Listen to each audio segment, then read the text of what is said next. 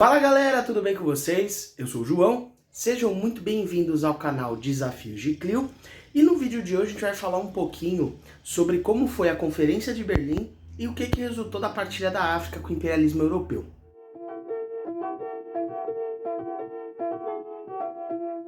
E se essa é a sua primeira vez no canal, seja muito bem-vindo. Eu já vou pedir para você se inscrever aí embaixo, deixar o seu gostei caso você tenha gostado do vídeo, comenta aí embaixo para mim e compartilha com aquele seu amigo. Pra gente poder começar, eu já vou pedir pra você voltar naquele vídeo que a gente fez sobre imperialismo para poder retomar alguns conceitos, como por exemplo o darwinismo social, a busca por expandir novos mercados consumidores e fornecedores de matéria-prima, a exploração de mão de obra barata, enfim, uma série de condições que levaram os europeus a explorar a África e a Ásia de formas diferenciadas. E vale a pena destacar o seguinte, o continente africano especificamente, ele vai passar pelo processo de roedura, como eu falei no outro vídeo, e tem um ponto importante. Potências europeias, durante muito tempo, até meados do século XIX, só ocupavam o litoral do continente africano, tendo contato comercial com alguns povos, mantendo algumas feitorias com outros povos, e você vai ter várias potências que tinham as suas feitorias e seu controle territorial no litoral. Só que o século XIX ele vai trazer algumas transformações. E como a gente falou no outro vídeo, você vai ter uma disputa entre países europeus para tentar fatiar o território da África. E essa disputa vai voltar lá em meados da década de 1870, quando exploradores europeus vão subir o Rio Congo. E uma dessas expedições que a gente vai dar destaque é a expedição do americano Henry Mouton Stanley, que foi em 1878 para a foz do Rio do Congo, subiu a bacia em nome da Bélgica, financiado pelo Leopoldo II, o rei da Bélgica. Isso desagradou aos franceses, porque eles viram isso como uma tentativa de tomar territórios que eram deles em Brazzaville, próximo à região da exploração, e ao mesmo tempo essa expedição e todos os interesses do rei Leopoldo II também chamaram a atenção de Portugal.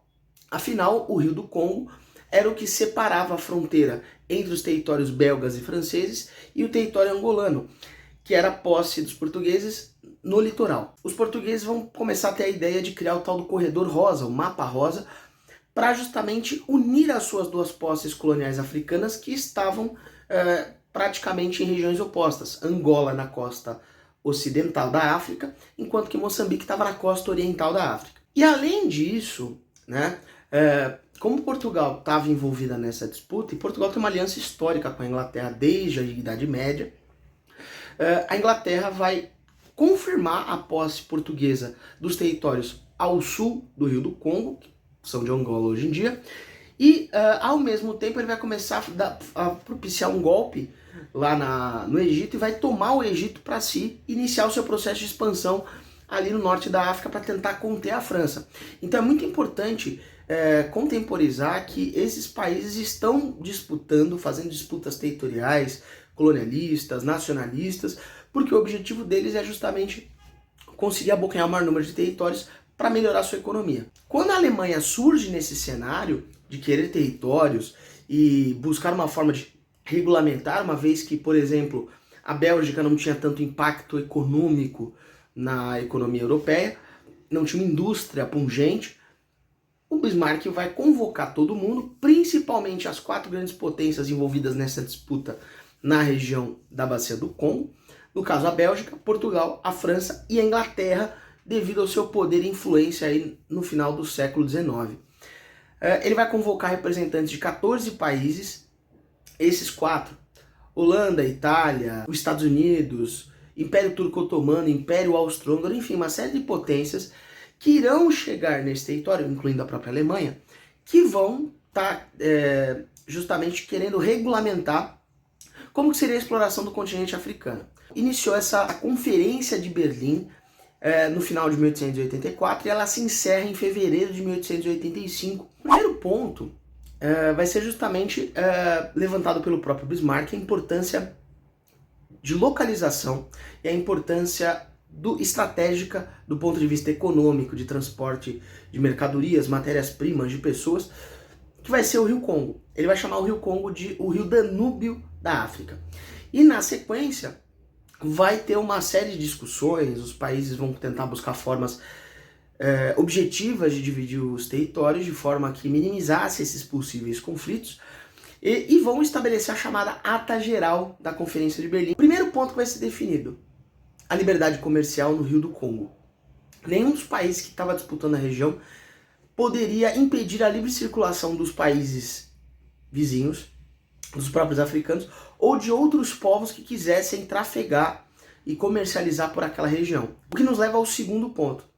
O Rio Congo vai ser garantido livre comércio, livre navegação para todas as potências europeias, povos africanos, e o ponto essencial, essa lógica vai se estender para o Rio Níger também, outro rio de importância ali na costa ocidental do continente africano. Terceiro ponto, vai-se ter um acordo de proibição da escravidão, o que é irônico, porque muitos desses países acabaram utilizando um trabalho forçado, sem contar agressões físicas, o processo de aculturação, entre outros processos que acabaram levando a um processo de exploração complexa da região. Então, apesar de legalmente eles terem combinado não teremos escravidão, esses povos eram explorados num processo próximo à escravização, com trabalho compulsório e entre outras coisas.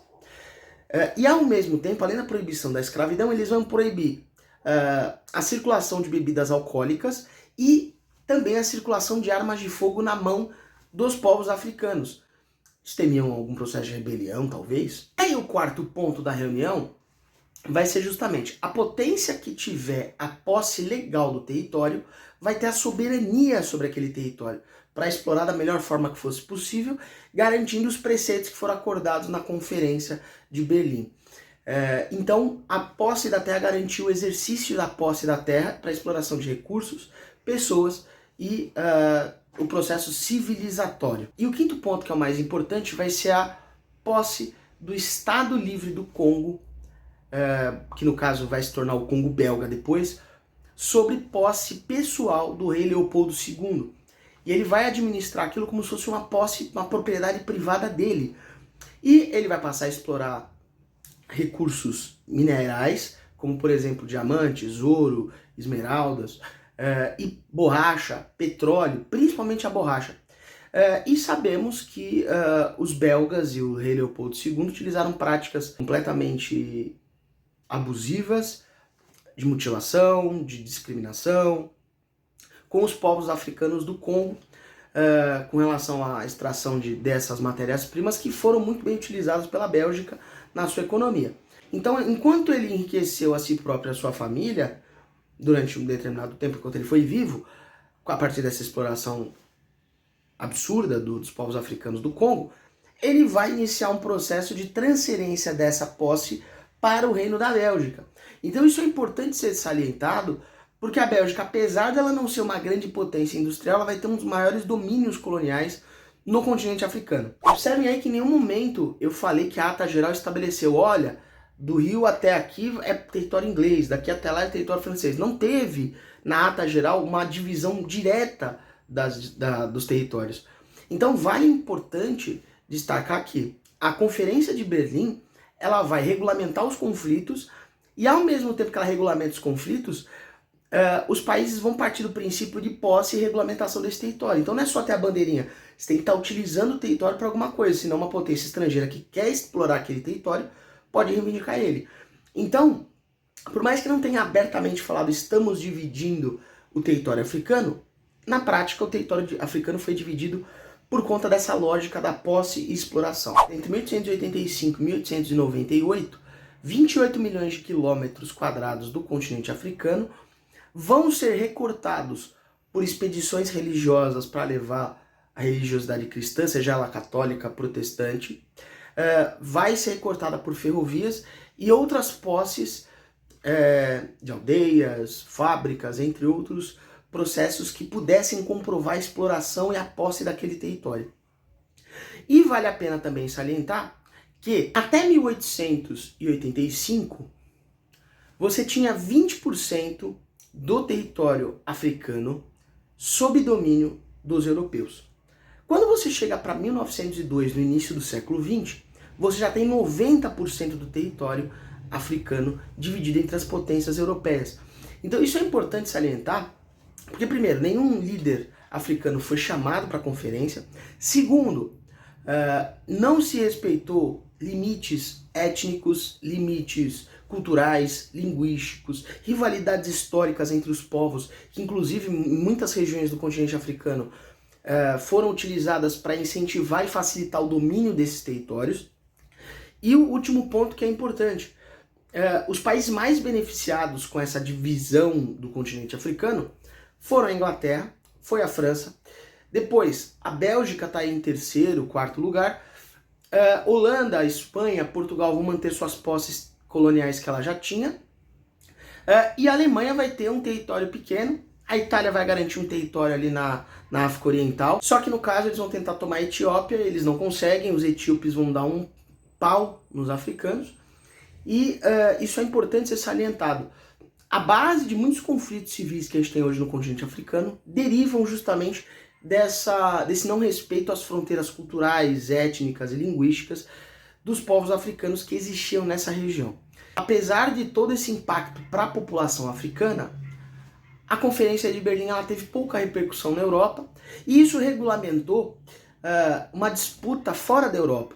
Então, apesar de nós estarmos falando de um período de paz armada na Europa, onde os povos europeus não estavam em conflito direto, nos outros continentes essa disputa ela era extremamente territorial, extremamente competitiva e que buscava cada vez mais lucro e poder para suas potências. Eu espero que você tenha gostado desse vídeo. Se você gostou, deixa o seu like, comenta aí embaixo para mim algum tema de vídeo, que parte que você mais gostou do vídeo, de onde que você está falando, que isso é importante também para eu saber até onde o vídeo está chegando. E não se esqueçam de se inscrever e ativar o sininho, porque eu estou enviando vídeos agora com uma frequência um pouquinho maior e dá para a gente continuar trabalhando com vários assuntos, tá bom? Muito obrigado e lembre-se sempre, dúvidas e desafios, chama a CLIO.